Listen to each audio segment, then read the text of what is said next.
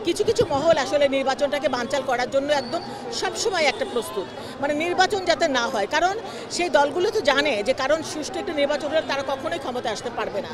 সেজন্যই তারা বিশৃঙ্খলা করার জন্য এরকমভাবে প্রতিনিয়ত নির্বাচনকে বানচাল করার জন্য চেষ্টা থাকে। কিন্তু আপনারা যখন মাঠে আসবেন দেখবেন যে জনগণ কিভাবে প্রস্তুত একটি ভোটের মাধ্যমে জনগণকে প্রতিষ্ঠিত করার জন্য।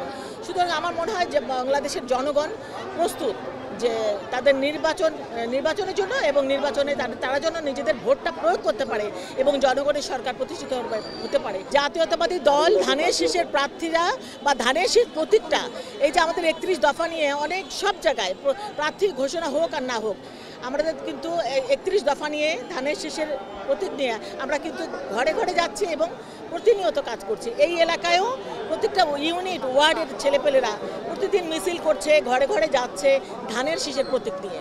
তো প্রচারণা অনেক আগে শুরু হয়ে গেছে। আজকে আমি ধানের শীষের পক্ষে 31 দফা নিয়ে প্রথম প্রচারণা শুরু করলাম।